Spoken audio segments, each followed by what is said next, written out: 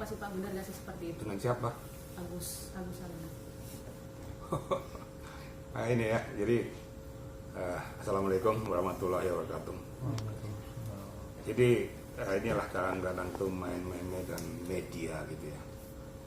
Itu saya secara implisit saja sebenarnya dengan Agus tuh, ya.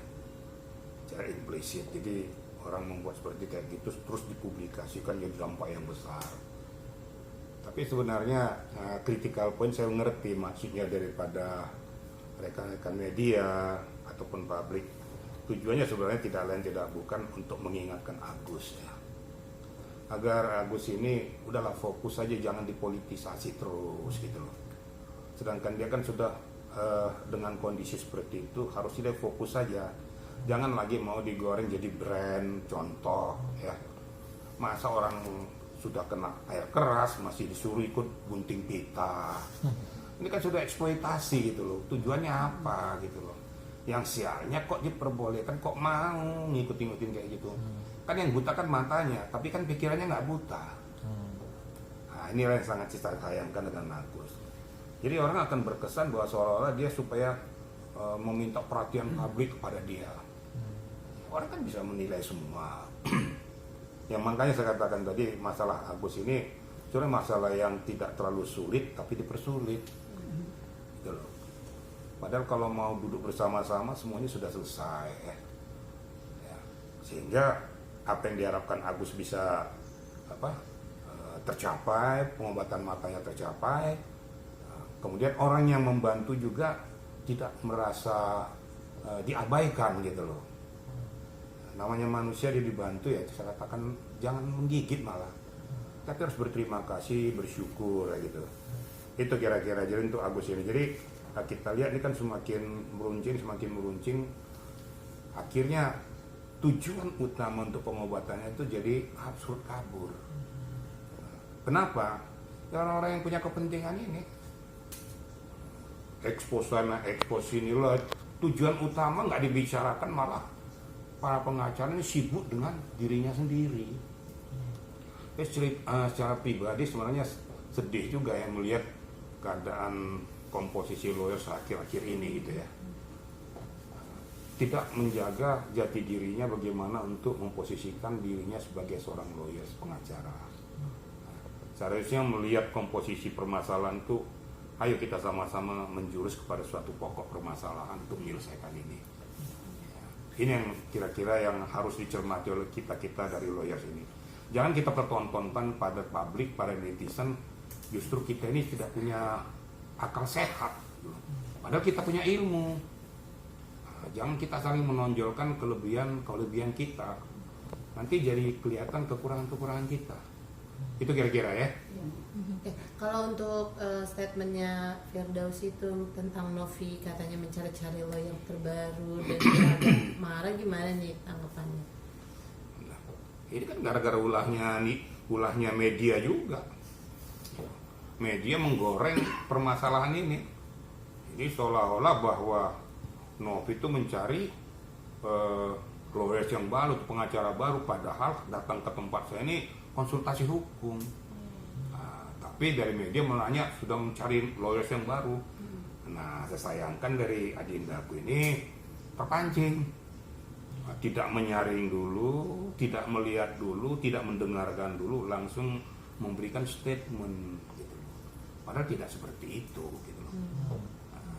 Tapi ya, saya katakan berkali-kali, ini Firdaus ini adik saya sebenarnya. Saya sering komunikasi sama dia ya. Inilah kira-kira, jadi kalau seandainya kita itu mendengarkan suatu tata bahasa itu harus check and recheck. Check and recheck bener nggak pokok permasalahan itu, baru kita keluarkan statement. Nah perlu saya sambung saja, saya lihat tadi pagi keluar lagi statement dia untuk mengundurkan diri dari pokok permasalahan ya. Mengundurkan diri dari lawyersnya Alvin Lim, dari Agus ya.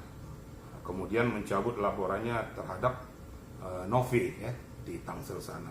Ya alhamdulillah ya.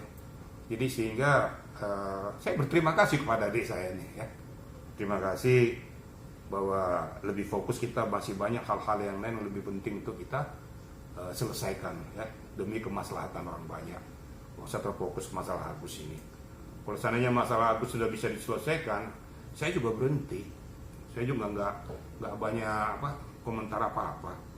Sebenarnya tujuan utama saya itu memberikan konsultasi hukum, supervisor, kemudian masuk jadi pengacaranya atau kuasa daripada si Novi, tidak lain tidak bukan hanya untuk melindungi dia dari gempuran yang tidak layak, tidak pantas. Kita harus terbuka kepada publik apapun alasannya. Novi telah melakukan yang terbaik untuk Agus. Itu nggak boleh kita bantah itu ya.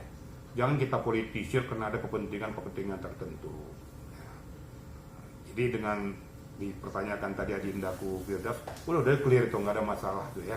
Jadi nggak usah lagi digoreng-goreng masalah Firdaus ini, dia sudah clear tadi pagi, sudah mencabut semua, sudah mengundurkan diri dari kuasanya Alvin Lim, dari pihak Agus juga. Dia mau fokus kepada case-case yang sedang dia tangani.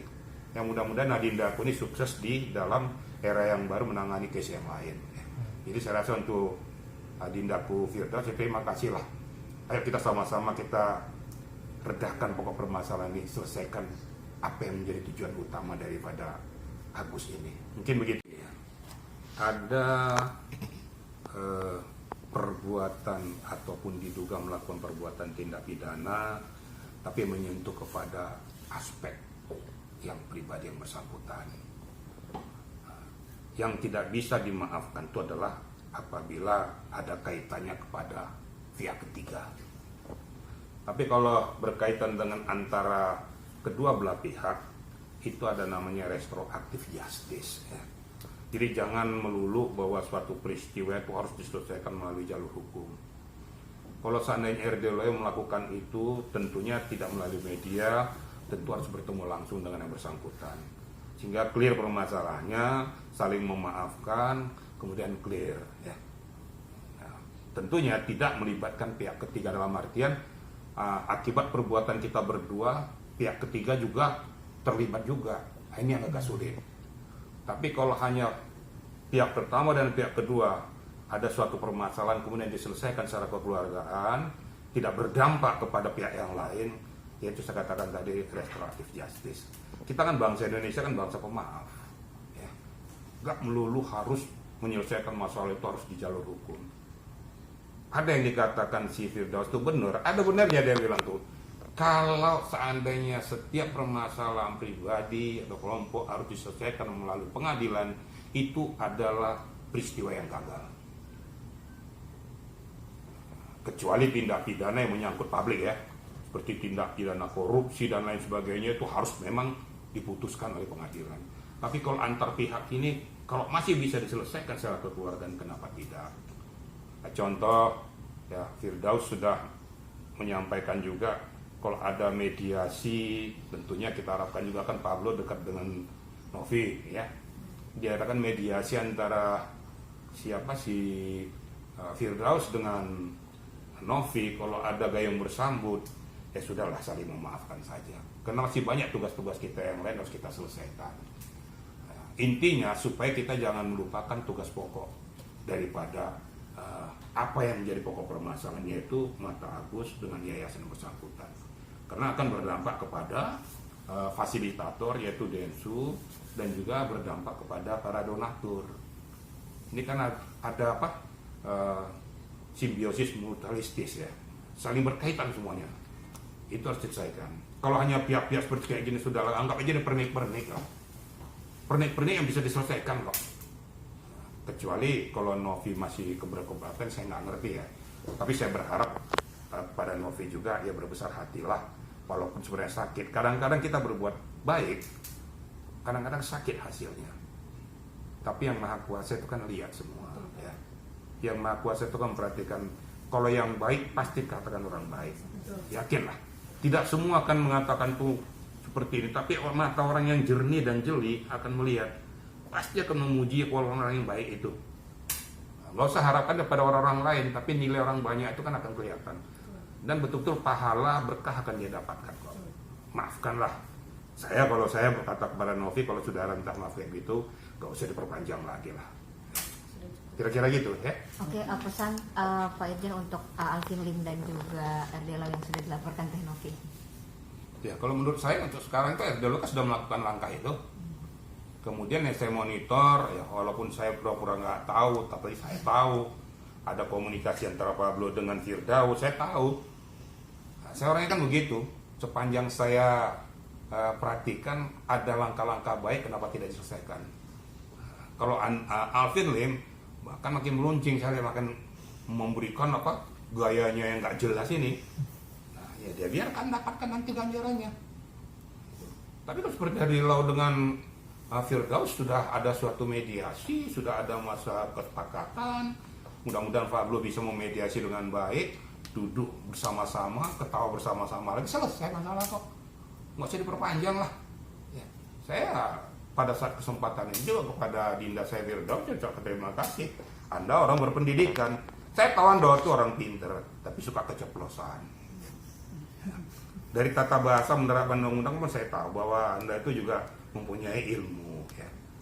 Cuma supaya dirubah lagi tata cara untuk berhadapan dengan media, menyampaikan suatu pendapat dan gambaran. Nah, dan saya juga berharap pada Firdaus, laksanakan tugasmu sesuai dengan komposisimu. Saya yakin kau akan sukses dengan mengurangi tingkat emosionalmu. Itu aja. Semakin matang kamu akan semakin berhasil. Oke. Oke?